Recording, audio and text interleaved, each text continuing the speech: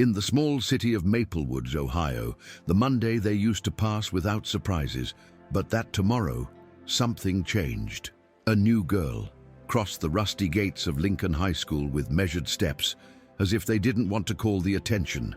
Emily Harris, 16 years, he carried a simple backpack on his shoulder and the hair chestnut collected in a low ponytail. Her worn jeans and sweatshirt without a logo, they seemed say, "Don't look at me." And still, some people's gazes stopped. It wasn't because of his appearance, but because of the silent energy that emanated. Emily had already lived 3 moving in the last few years, and this one from Detroit promised to be the last. Her mother had gotten a job in the local hospital, and she had sworn to try to fit in. But there was something that no one I knew. Emily was a junior state martial arts champion mixed in Michigan. That secret, which seemed buried under new routines and a discreet life, still beat strong.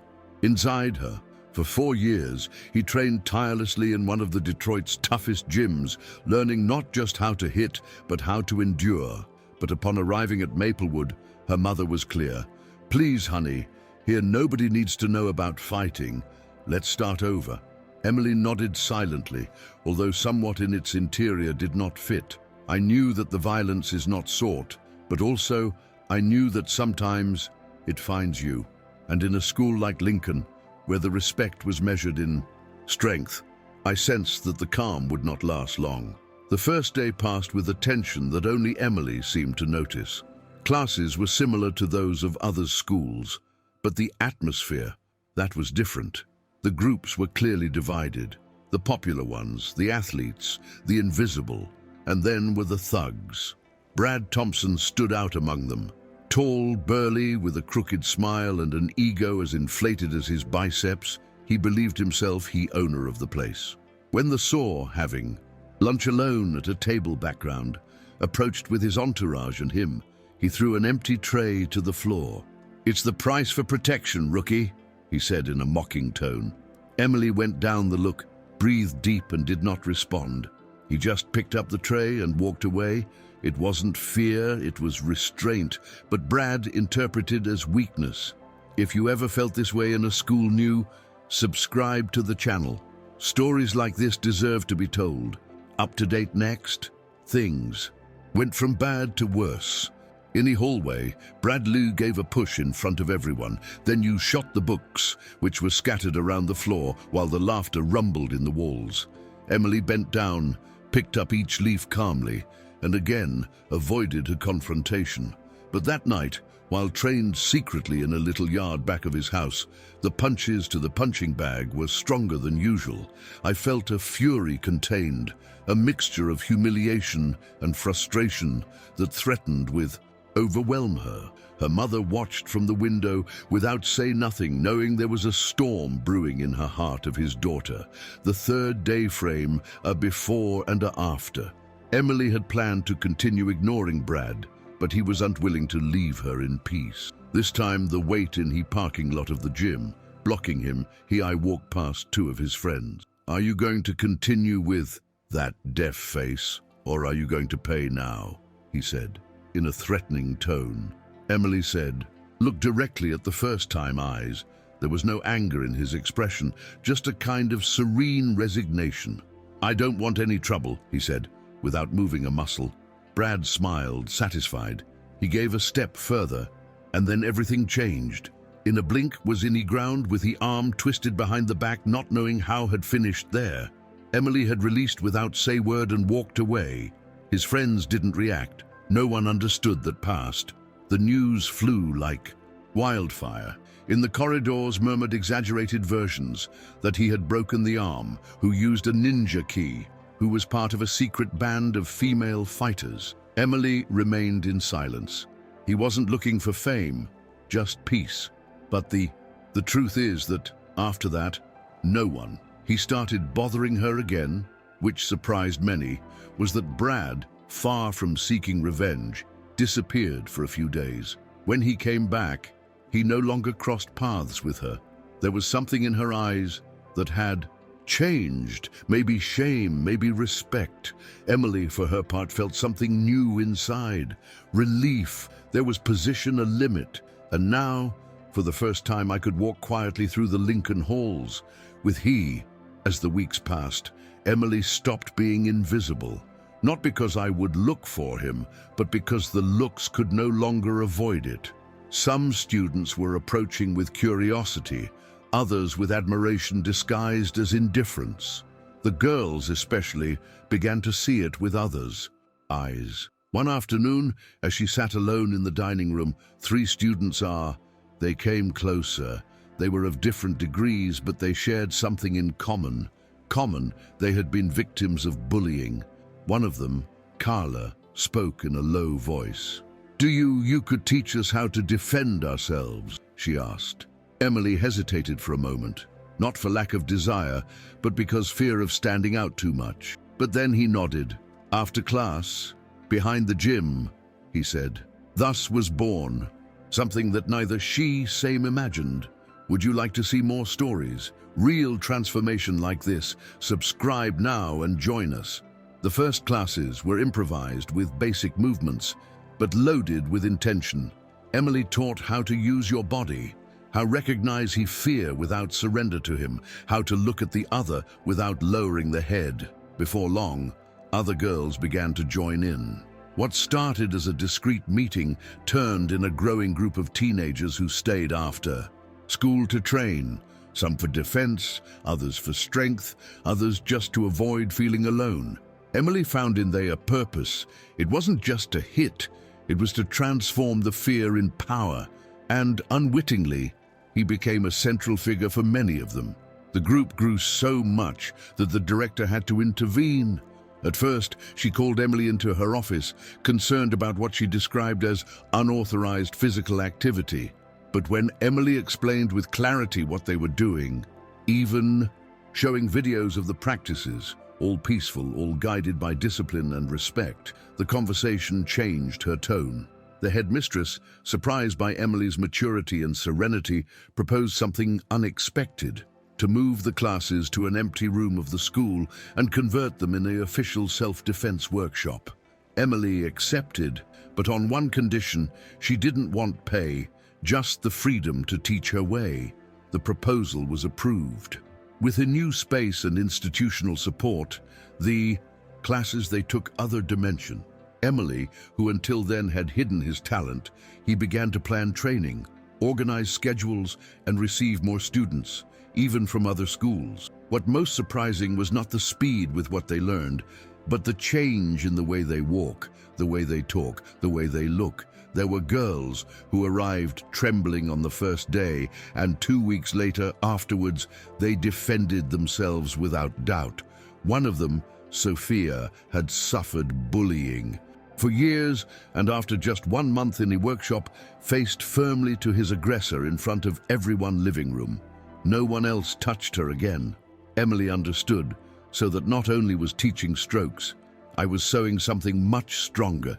If this part touched you, sweetheart, don't go without subscribe. Help more people know about this message. With time, even some boys started to approach. At first, they did in a mocking tone, as if they were trying to ridicule the classes. But it was enough. It only takes a few minutes to understand that it was not a game. Emily doesn't reject it. He made it clear that anyone could participate if he showed respect. And so, little by little, some men, they began to train also.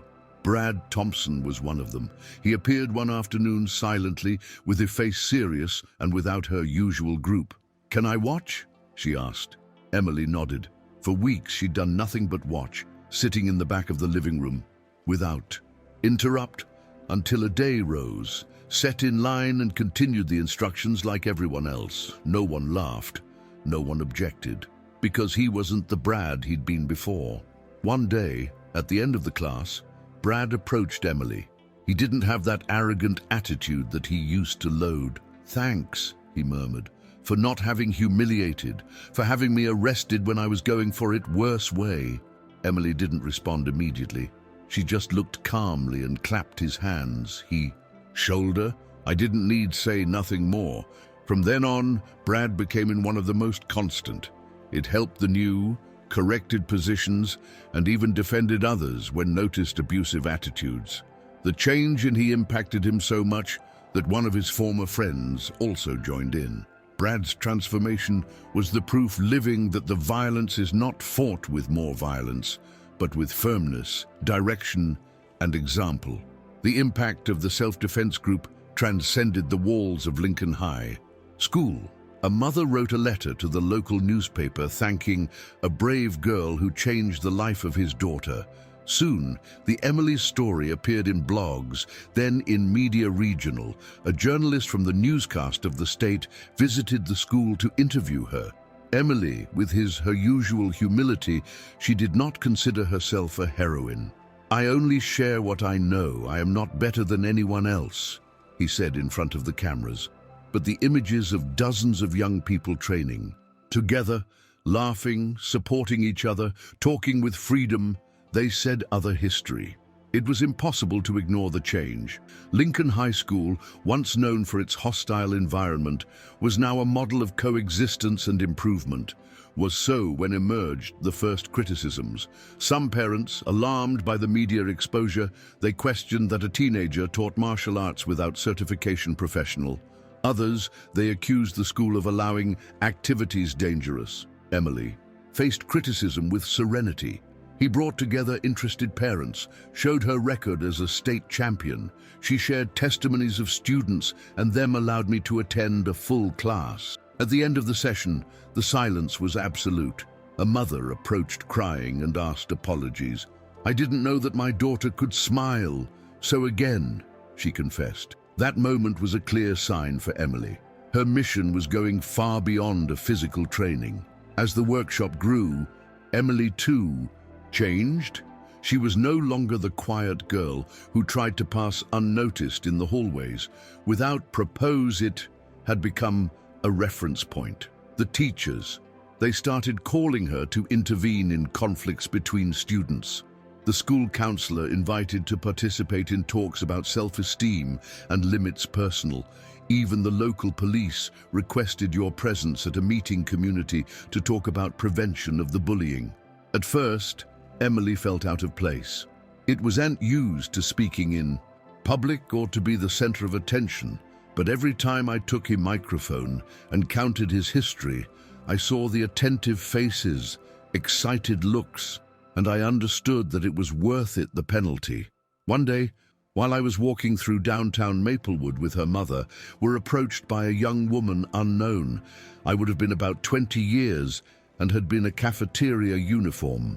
"Are you Emily Harris?" she asked, shyly. "I just wanted to give you the thanks. I saw a video yours and I dared to get out of an abusive relationship.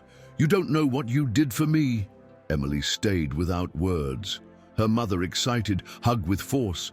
It was in that moment when he understood that his influence was no longer limited to its school. "Your example was touching lives beyond what I ever imagined."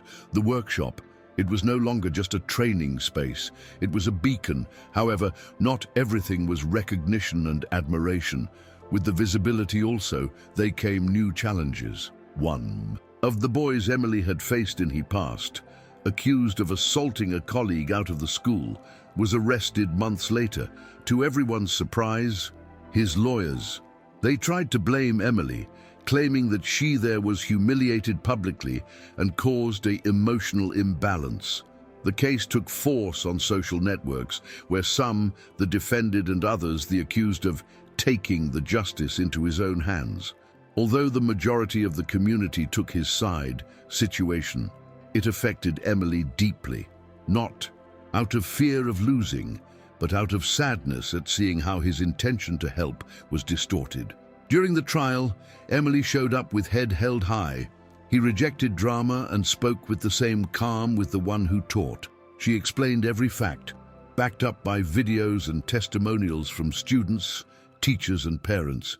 When he, lawyer contrary, tried put in doubt his preparation, Emily replied firmly, "I never hurt anyone without reason. Teaching self-defense is not violence, it is protection." The judge, moved by the clarity and maturity of his words, they absolved him of all guilt. That day, when came out of the judged among applause and hugs, Emily felt something different. Not only had she cattled a case, he had reaffirmed his cause, and he knew he wasn't going to stop. After his trial, the respect towards Emily, he transformed into something much deeper. She was no longer just the strong girl who taught self-defense, but a symbol of integrity and courage for the entire city. Maplewood City Hall, they invited to give a talk in the annual event of the youth. That night, in front of an audience full, Emily said his history from the beginning: the fear, the containment, anger, decision to act. He did not mention his achievements or her title of champion. She spoke of her students, of the changes he saw in them, of how a firm look could be worth more than a closed fist. When finished, the ovation was so long that they let in tears. The talk was recorded and went viral in a matter of days. Institutions from other districts, they contacted her to invite her to speak in schools, community centers and youth events. A foundation dedicated to the prevention of violence, they proposed as ambassador.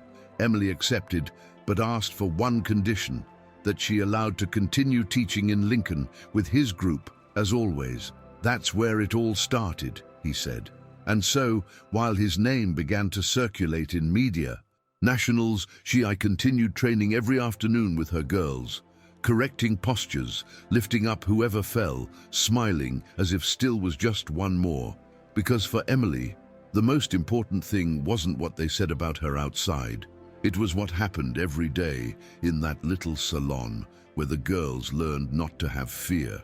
With as the months passed, the impact of the workshop crossed borders. A youth development center in Columbus, the state capital, proposed create a permanent headquarters with his name, Emily Harris Center for Advocacy and Trust. The project would include training spaces, mental health workshops, artistic activities, and legal advice for young people in vulnerable situations. Emily, barely 17 years, he found himself reviewing plans, choosing wall colors, and proposing ideas for every corner out cozy. Although everything seemed overwhelming, never lost the spotlight. I don't want it to look like a gym. I want it to look like a home for those who do not have a secure one, he explained to the architects. Meanwhile, in Lincoln, things continued moving forward. The school officially incorporated the workshop as part of their extracurricular program. It even opened a quota for interested parents in learning alongside their children. Emily couldn't believe it when he saw Sophia's mother doing stretching next to your daughter, neither when recognized an ancient teacher in the basic defense class, trying to imitate the movements with clumsiness and enthusiasm. That warm and diverse environment was the proof that something had changed fundamentally. It was no longer just her teaching. It was a community whole, relearning to relate to herself and to the others from the strength and the dignity. But not everything was easy. With growth, they arrived new pressures. Some media, they began to follow Emily's every step, looking for headlines or controversy. A tabloid magazine suggested that her history was a political marketing strategy driven by the mayor's office. Others questioned how a teenager could hold so much weight without break. Emily began to feel the emotional burden of so much exposure. Because of the nights, sometimes cried in silence, not out of fear, but out of exhaustion. Her mother, always attentive, hugged him and remembered it. Essential. You don't have to save the world alone. Just keep going, doing what you love. Others will come or not. One Saturday at night tomorrow, Emily decided to be taken a break, cancelled the classes for a week and moved away from the spotlights. He traveled with his mother to a cabin in the outskirts. No internet, no cell phones, just forest, books and silence. It was the first time in a long time he slept without thinking about responsibilities. He walked among the trees. He wrote in his notebook, was reunited with his peace. There, in middle of the nature, understood that it was also necessary to take care of oneself. Same. That being strong didn't mean being available always, that to continue giving I had to also learn to receive. He returned to Maplewood with renewed energy, determined to continue, but with new limits and more balance. When Emily returned, it was received with an unexpected welcome. Her students, along with some teachers and parents, had organized a small ceremony in the yard of the school. There was posters handmade, flowers picked from gardens neighborhood, and a banner that read, "Thank you for teaching us to be brave." Emily, seeing the smiles from everyone, he couldn't contain tears. That wasn't fame. It was gratitude, genuine. It was affection. It was given, realized that there was built something real, something that didn't depend on social media nor headlines. There were sown roots in a place where, in the beginning, I just wanted to pass unnoticed. In the days following, he resumed the classes with other attitude, calmer, more focused. She no longer felt forced to prove nothing to anyone. I knew who he was, and that was enough. He began to delegate part of the teaching more advanced students, such as Sophia or Carla, giving them confidence to lead small groups. "This has to continue even if I'm not he said. He also integrated activities new, group trust exercises, dialogue rounds, workshops on consent and boundaries. Each meeting was more than a class. It was a safe space where many they found, for the first time, a place where they could be themselves, same without fear, neither judgment. The transformation was not limited to her students. The atmosphere in Lincoln High School has changed radically. The bullying cases decreased drastically, and the students, they began to intervene for each other when witnessed injustices. A commission was created, Student Coexistence, inspired by the Self-Defense Group. Even the teachers, they noticed an improvement in the academic performance and in the stake in class. But when the kids feel safe, they also dare to learn more, said a teacher in an interview. Emily, however, knowing it, there was influenced in every corner of the institution. There was sown respect where there was once fear. But maybe the most moving was what happened with one of the quieter students of the group, Valeria. For months, she barely spoke. She always placed herself at the end, avoiding eye contact, and was unresponsive, not even when he is asked to show a movement. Emily does not pressed, only the greeted every day with a smile and made it known that his presence was welcome. Until a day, without upon prior notice, Valeria lifted the hand. "Can I show it? Me," he said, with a trembling voice. He walked forward, positioned himself, and executed his motion with precision. The living room exploded in applause. Emily, the hug without say nothing. Sometimes the most powerful act is not a blow, but daring to take a place. As he approached the end of the school year, many were wondering that would Emily do later. Some, they said he would receive scholarships. Others, that he would move to a large city to follow its career in martial arts. But Emily didn't have hurry. I felt that even had a mission in Maplewood, decided stay another year as a volunteer mentor in the school before thinking about the university. "I won't leave this well prepared to continue without me," he explained, his mother's support without doubt. I had seen how his daughter had become a young leader, not from the arrogance, but from silent surrender. During that extra year, Emily formed a small coordinating team. Not just girls, but also boys and committed teachers. Together, they designed a program that could be replicated in other schools.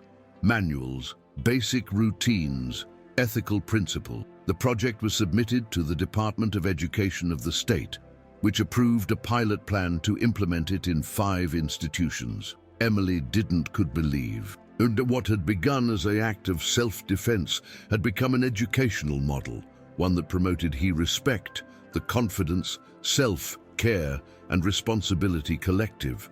It was leaving a mark that went far beyond the physical. With the launch of the pilot plan, Emily was invited to give a lecture at a local university. The auditorium was full of students of pedagogy, psychology, and social work. He took the stage with his usual clothing, without makeup, with a notebook in hand. "I am not an expert in anything," she said at the beginning. "I only know what I lived, what I felt, and what I saw in the eyes of many girls who arrived broken and left standing." His testimony was so honest that several attendees cried. In the end, the line to greet her was endless. Some wanted photos, others just wanted to hug her. "A teacher, you," he said. "I wish all leaders would speak out with this clarity." Media attention grew again, but this time Emily knew as handle it. "I accepted interviews only if I could talk of the project, not of his personal life." He rejected sponsorships and offers from brands that wanted to associate themselves with their image. "I am not a product," he said with conviction. For her, every decision should be aligned with his purpose. He was not seeking fame or money. "I wanted more young people to discover that they were not alone, that they could learn to protect themselves, to speak, to say no. I wanted them to know what to. You cost years to understand that their value did not depend on what others than they did, but what they decided do with that." Was in that context that received an unexpected letter. It came of the organizing committee of the National Youth Congress, an annual event that brought together teenage leaders from across the country. They had seen their history in a documentary broadcast on state television, and they wanted Emily to give the opening talk. At the beginning, she hesitated, not because of insecurity, but because she didn't consider herself a national leader. But her mother remembered what always he told his students. Courage is not the absence of fear, it is acting in spite of him. So he accepted. He prepared his speech carefully, reviewing not what he had fact, but why it was made. The talk was a historic moment. In an auditorium packed with young people of all ages, regions, Emily spoke bluntly. He said, as had hidden his talent for fear of standing out, how there was reserved your voice for wanting to fit in, how pain that led to acting, but also told how, when he stopped hiding, he discovered his true strength. "We are not responsible for what happens to us, but we are responsible for what we do with that," he said. And that phrase stuck, recorded in hundreds of notebooks, cell phones, and hearts. When they finished, everyone stood up, not out of obligation, but because they knew they had just heard something real, something that could change their own lives. Stories. After Congress, Emily's life gave one more twist.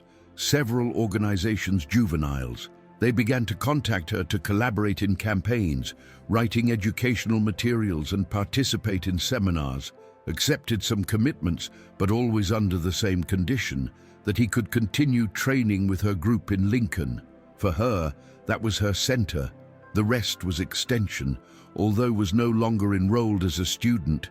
School U offered a space, permanent and institutional support, so that he could continue leading the program. The new students, they saw her as an almost mythical figure, but she was in charge of reminding them of something important. "I too, I have been in your place with fear, and still it I am sometimes, but the fear does not command." One day, while I was walking along the hallway, crossed with a girl new. She was small, thin, with huge eyes that looked at everything with distrust. Emily stopped, bent down, and he said, "If you ever need speak or learn to defend yourself, I will be in a lounge of the background." The girl did not respond, but the next day following appeared in the door.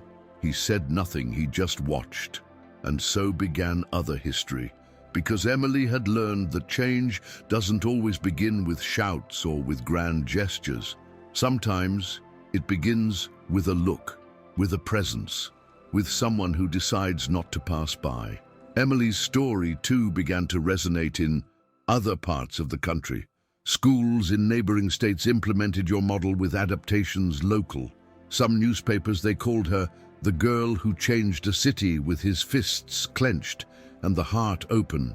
But I preferred keep away from the headlines.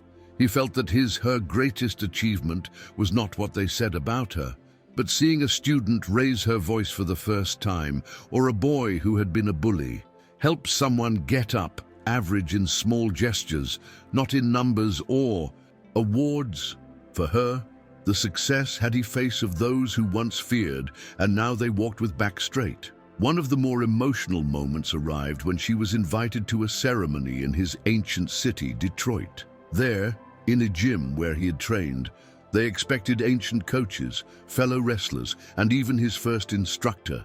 They gave him a plaque with his name, but not for her achievements as an athlete, but as an agent of change. Emily cried when she received it. "Here I learned to fight with the body.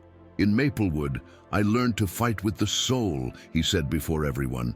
It was a reunion with its roots, with that fire that once drove me to fight, and that today that guided me to healing. I knew that somehow everything was connected. After Detroit, Emily received an offer to write a book. In the beginning, she hesitated. She didn't feel like a writer, but she thought in the stories that I had lived, in the girls he met, in the times that I would have liked to read something that said, "You are not alone." So she agreed. She wrote during the nights between classes and events, always with honesty. It was not a biography, but a collection of stories, lessons learned, and reflections, titled "Blows That Are Not Seen: How I Discovered My Strength Without Fight." When it was published, it received thousands of messages from young people across the country. Some, they told their own stories. Others, simply they were grateful, having found words that they hugged. With the publication from the book, Emily was invited to television shows, but only accepted those where I could talk in depth. He rejected reality shows and campaigns, commercials, and sensationalist interviews. "I don't want this to become a show," he repeated, every public appearance toward with the same goal as always, to inspire without impose. In a particularly emotional interview, they asked that I would say today to the Emily who first arrived in Lincoln. She smiled, breathed deep and replied, "I would tell him that he doesn't need hide, that his strength is not something that scares, but something that can take care of others, that it's okay to be different." It was one of the few times in which the study was left in silence. With the past of the time, Emily began to think about the future. Although her workshop in Lincoln continued to function and her speaking activities grew, she felt the need to train others to continue his work. "I didn't want to be indispensable. I wanted the motion still without depending on their presence. That's why I created a network of young leaders whom trained personally. Them taught not only defense techniques, but how to build safe spaces, how hear without judge, how accompany processes without impose solutions. It was a patient, intimate work, many times invisible, but for her, it was the most important thing she had made. One of those leaders was Malik, a student who had came to the workshop out of curiosity and ended up becoming in one of its pillars. He was thoughtful, observant, and had a special sensitivity to identify what others needed it. Emily needed it appointed coordinator of the group when decided to give a step back. "It's your time," he said, and although many they thought that without Emily the group would lose force, it happened it contrary. The structure that had built was so solid that it allowed grow even more. New ideas, new ones, emerged dynamic, new voices. Emily, from a quieter place, watched everything with pride. There was sown good. With more free time and fewer operational responsibilities, Emily decided to take her business back. Formal training in martial arts. He competed again, this time at the national level, and amazed the sports world with his technique, control, and emotional maturity. He won tournaments, but not anymore, not for medals, but for the love of the art. Each fight was a conversation, a meeting respectful with another person who, like her, had chosen that path. Many media, they tried to re-pigeonhole her as the fighter prodigy. But she clarified, "I am not just that. I am also a teacher, friend, mentor, and constant learner." During a competition in Texas, a young woman is approached after a fight. He had the trembling voice and the eyes brilliant. "I saw your talk on the internet. I decided to sue my stepfather. I'm now living with my aunt. I'm starting over. Thank you. Emily didn't find words, only the hug with strength. Sometimes the echo of what we do arrives much further than we imagined. That night, while looked the stars from the hotel window, he understood that his struggle continued. Many ways. It didn't matter if it was in a ring, in a living room, or on a book page. While had someone who needed to be reminded of their worth, their history would make sense. With his recognition growing, Emily was invited to be part of a advice advisor of the Ministry of Education for issues of school coexistence. At first, he hesitated. He thought that the spaces institutional were too slow, full of bureaucracy, but he accepted with a single intention: to represent the voices of those who, like her, had lived the harassment in silence. In the meetings, spoke firmly but without arrogance. He listened more than he spoke, and when proposed something, made from experience, not from theory. Soon, his presence became indispensable. She does not speak for the young people. Talk to key them, said one counselor in one session. Meanwhile, the Emily Harris Center for Advocacy and Confidence was expanding, counted with 3 locations and more than 1,000 young people participating in its programs. Each space had his own identity, adapted to the local community, but they all shared the essence: respect, listening, empowerment. Emily traveled between venues, but always returned to Lincoln. Every time he crossed the corridors of your ancient school, greeted the new students, reviewed the classes, shared a laugh or a gentle correction, I knew that there was his root, and I didn't want to lose her.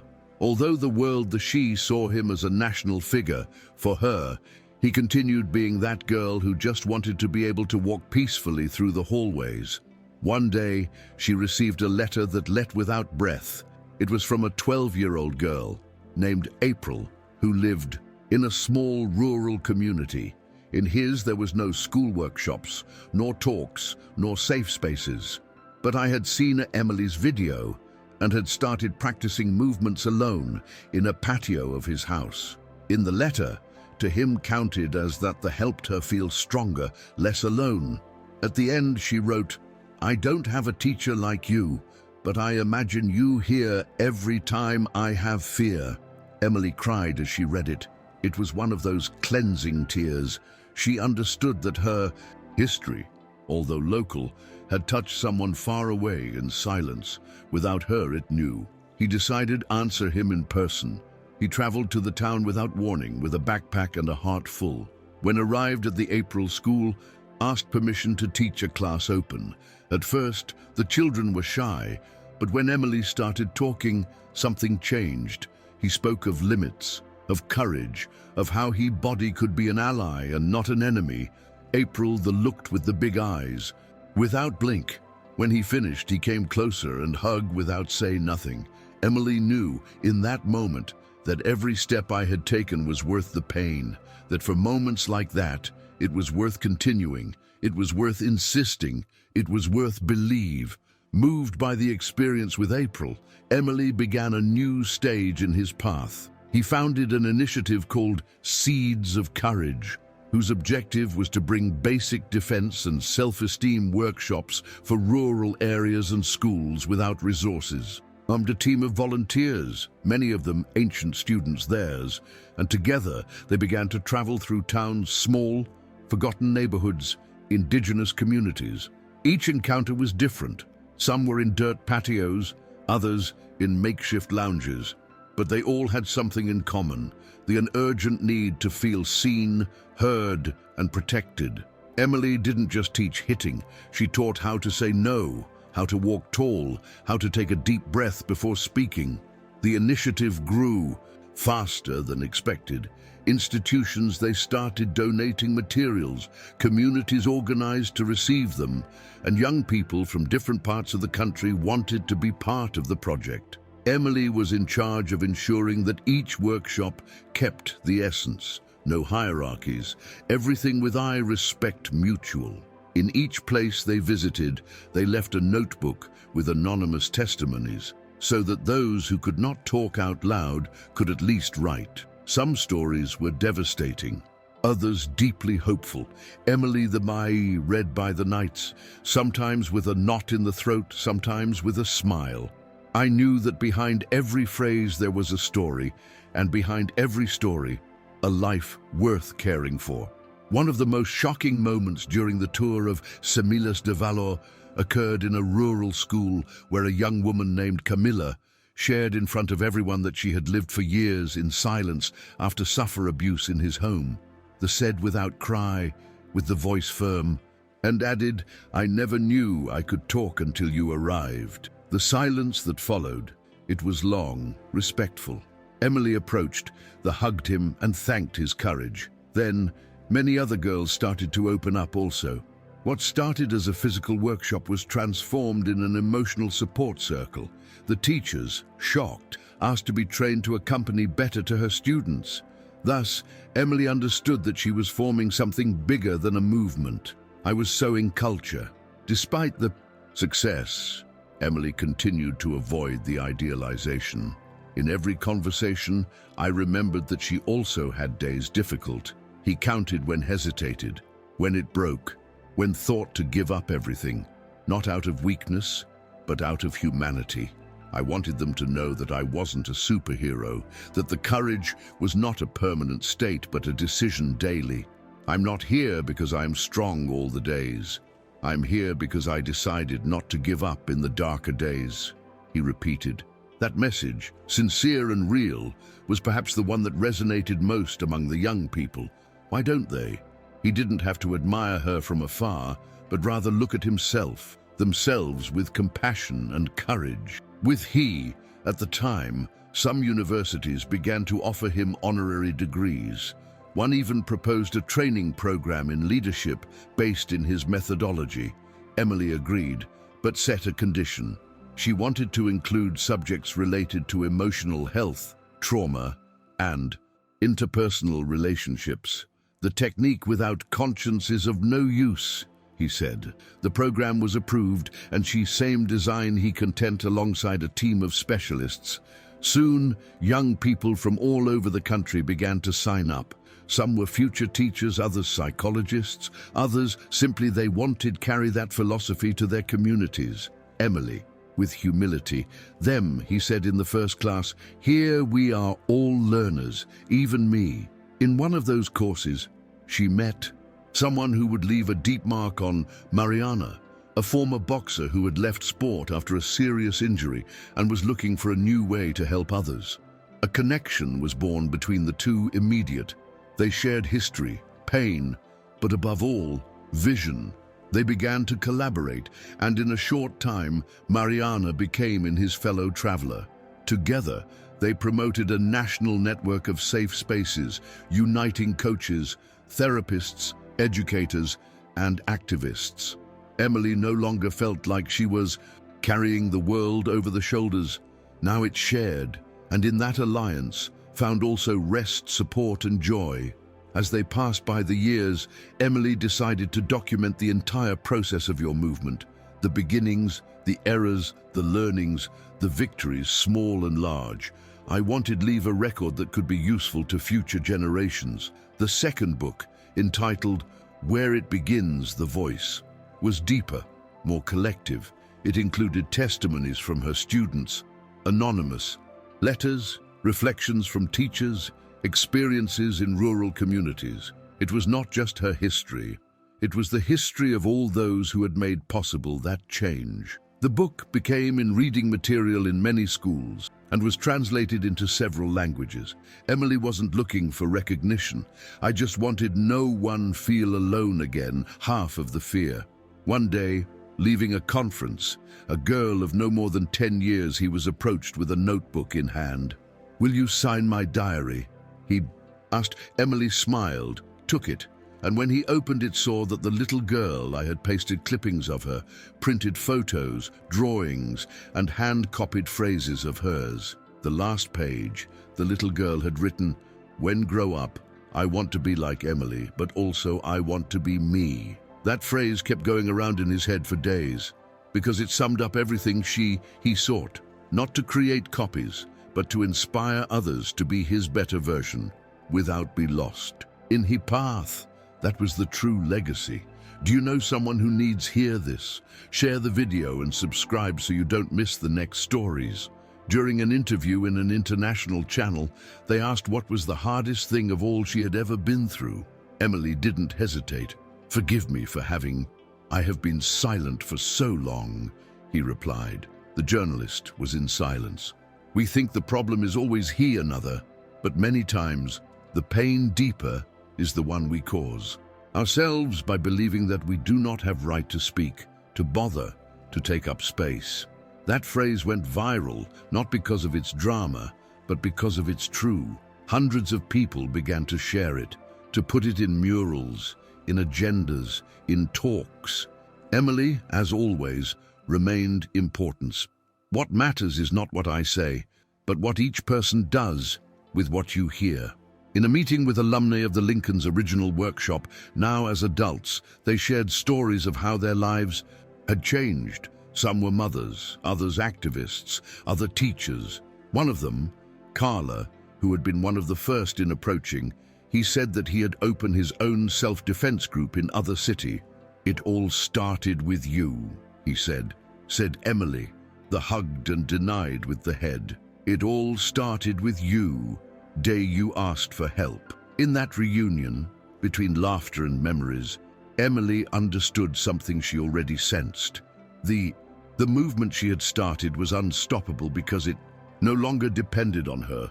It was a chain of courage, of determination, and it would continue, growing while someone, in somewhere, he would dare to say, "Enough." Was also in that time when Emily received an unusual proposal. A production company wanted to carry his history to film. At first, it rejected. He was worried that the will transform in a character, which they will dramatize what was lived or erase the nuances. But after many conversations, agreed, with the condition to participate as an advisor at each stage of the project. "I don't want a movie about a girl who hits. I want a movie about a community that transforms." The script. It was written carefully, respecting the facts royal and the voices collective. When it premiered, thousands of people came out of the silent cinema, moved. Many were left in their seats, thinking. For Emily, that was what it was worth. The film took his history to new audiences and also gender controversy. Some they criticized that it was put the focus on a young figure to talk about structural problems. Others, the accused of romanticizing the suffering. Emily responded as always, with facts. "I don't romanticize anything. We show wounds, yes, but we also show how they heal." He organized discussion forums after the performances, where he listened to critiques with respect and shared experiences. For her, art should be uncomfortable, yes, but also mobilize. If someone was leaving from the cinema with more questions than answers, then he messaged there was arrived. Despite all the recognition, Emily followed living in Maplewood, not by convenience, but by choice. There were their roots, their history, his mother, his school, his first steps. He lived in a simple house. He walked to the market, greeted neighbors for his name. "I didn't need more. They asked why he didn't move to a big one, city. He replied, "Because here I started to be me same, and that doesn't change for an apartment with a view." Her mother, already retired, accompanied some events, and both shared silences full of meaning. They had come a long way and had made together. One afternoon, while I was walking through the countryside with Mariana, they talked about the future. "Until when are you going to continue?" he asked his companion. Emily stopped, thought a moment and replied, "While is someone who doesn't know he has right to defend oneself." It was not a promise bombastic, but an inner certainty. I knew I couldn't be in everywhere, that the body gets tired, life changes, but also I knew that sown, I couldn't do it anymore undone. His legacy was not a story of coups or fame. It was a story of presence, of choosing to stay, to listen, to talk when before it was silent, from being a beacon, but also bank. In the years following, Emily reduced his public exposure, but never went away at all. He devoted himself more to the training of trainers, to accompany processes community, to read letters that still followed coming from all corners. Some nights, he answered one by one, as if he had all the time of the world. He never ceased to be amazed by the number of people who needed just that, to be heard. I had learned that power is not always in talk strong, but in knowing when to be silent and look at the eyes with presence.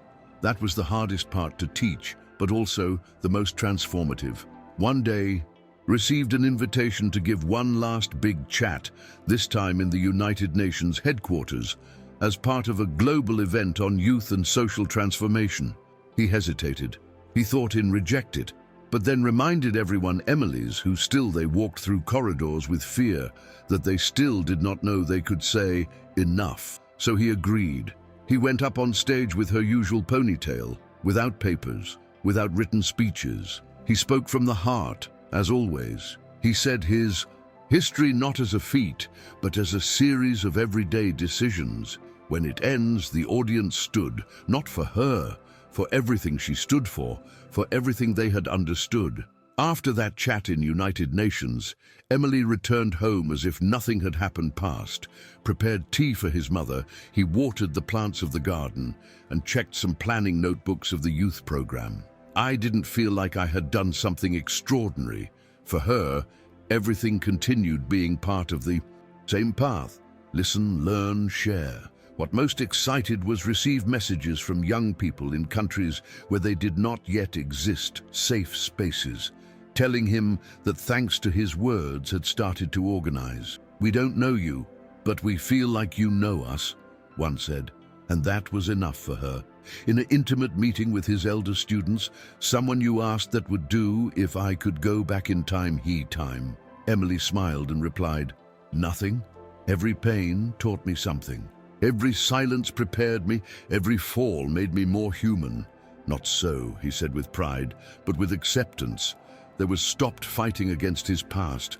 Now it embraced as part of his history. He knew he couldn't change what he experienced, but he could use it to change what others would live. And that was what there was done. No formulas, no shortcuts, without magic.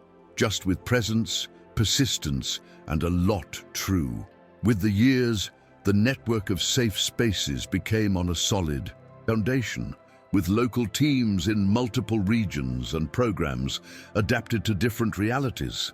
Emily was no longer in charge, but she was still present in strategic decisions and in mentoring, punctual. "I don't want to be the face of this. I want it to have 1,000 faces," he said. He was excited to see how young people who never had acquaintance in person, they replied his methodology with passion, respect, and creativity. I knew that the message had been released to the wind, and no longer depended on his voice. It was a collective legacy. One afternoon, while walking alone through the countryside, she stopped to watch a group of girls playing. One of them practiced defense movements with another, laughing.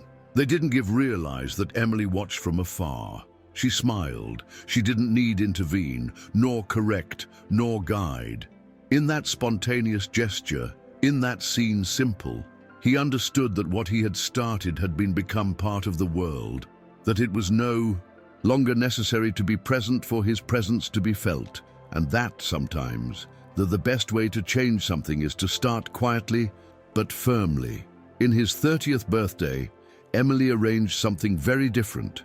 She didn't want party, nor tributes or speeches. He invited a small group of people to a day of silence and a walk through a nearby forest. Each one had to write on a stone a word that represented something he had overcome. Then, when they reached the clearing in the forest, they formed a circle and left the stones in the center. Emily wrote guilt on the his. He didn't explain why, just the left next to the others. Then they sat down in silence, and for a few minutes, only they heard each other, the birds. It was one of the most powerful moments of his life. At the end of the day, someone you asked as achieved keeps so firm after so many years. Emily thought for a moment and replied, "I don't stand firm. I just keep going. Sometimes tired, sometimes doubting so. But I continue, because there is something inside me that tells me, remember, I no longer walk alone for myself." That was the phrase they remembered most, those present, because in his simplicity, it contained everything Emily had experienced and shared. It wasn't about perfection nor of constant force. It was about purpose. And that purpose, forged in school corridors, in silent hugs, in knowing glances, he was still more alive than ever. They passed the years, and although his face no longer appeared as much in means, your influence continued growing in hundreds of communities. Some they called the silent sower, because she would suddenly appear, give a talk or a workshop, and then he left without make noise, leaving behind a seed that others were responsible for caring for. Emily understood that the true change doesn't need applause, just continuity, and she, with every step, took care of that. She didn't seek recognition. I was looking for transformation, and that happened little by little, in corners where no one eye looked, but where it was most needed. In a final interview for a documentary about his life, they asked that advice you would give to a young woman who was going through what she lived. Emily looked at the camera with the eyes full of calm and said, "You are not the problem. You are not broken, and you don't have to face it all alone. Look for a hand, a space, a voice, and if not you, find it, believe it, because there is many more people willing to help you than you imagine, only sometimes also have fear." That phrase, full of humanity, closed the documentary, and it left everyone with one certainty: the world doesn't change with grand gestures, but with acts, brave people who start from the little. The documentary was screened in schools, youth centers, prisons, conferences, but Emily never attended the premieres. I preferred to visit some of those places privately afterwards, to share with who it had seen and heard his reflections. In a juvenile prison, a young you, he said, "If someone had spoken so before, maybe I wouldn't be here." Emily didn't respond immediately. She just sat down next to him and listened, because he knew that sometimes shared silence was more powerful than any advice. There, in that simple gesture, was fulfilled again his mission: to accompany, without trial, without urgency, without claim. In recent years, he began to write less, but to walk more. He visited communities without advertise, accompanied anonymous projects, helped organize women's circles in rural areas. His presence was like a breeze, gentle yet impossible to ignore.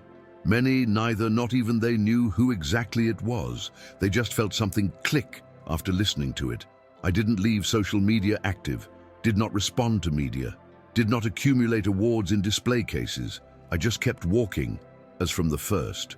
Day alongside those who they needed to remember they were worthy. No uniform, no titles, just Emily, the same one who once entered in a school new, trying to pass unnoticed. One afternoon, in a bench in Maplewood Central Park, a young woman sat next to him. She was about 17 years old, with a restless look and hands covered in ink. "Are you Emily Harris?" he asked. She nodded, with a calm smile. "I read about you. I'm starting something at my school. I don't know." "Yeah, it's going to work, but I won't try it." Emily looked with the same expression he used with her students years ago. "I don't give formulas nor instructions. Just give him." He said, "If it is you do with true, already started to work." The young woman nodded and said goodbye. Emily saw move away with a silent certainty. The cycle continued. That night, when he got home, he found in his mailbox a letter. It was April, the rural girl who had known so many years before. Now she was an adult and she was leading a community center. The letter read, "Thank you for having come without promising anything. Thank you for teaching me that sometimes just one person can change the direction of a life. Today, I try to be that person for others." Emily sat in the porch, with the letter in a lap and eyes on his sunset. He said nothing. He just breathed deep. Because I understood that there are moments that do not need explanation. They just feel, and that one, without doubt, was one of them. In her later years, Emily remained active but in the shadow. It became a mentor of mentors, a silent guide to those who now led her movement that there was planted. His house was transformed in a small meeting center for young leaders who came from different places of the country. There was no formal agenda, no speeches, just talks, walks, shared meals, and many notebooks open. On one of those afternoons, one of the visitors asked if he ever felt satisfied with what was achieved. Emily thought a moment and said, "It's not about satisfaction, it's about direction. While let's go toward care, it all makes sense." And so, with firm but calm steps, he was closing chapters, not because they were over, but because others that would continue. He never sought applause, but the received. He never wanted to be a symbol, but he was. He never thought it would change the world, but transformed many. Their history did not begin with a heroic act, but with a silent decision not to let yourself be extinguished. And thanks to that, an entire community turned on his own light. Because Emily Harris wasn't just the girl who knew defend himself. It was who taught that the true strength is in help others discover the his. If you've made it this far, it's because this story spoke to you. Subscribe to the channel and be part of this movement of courage and change.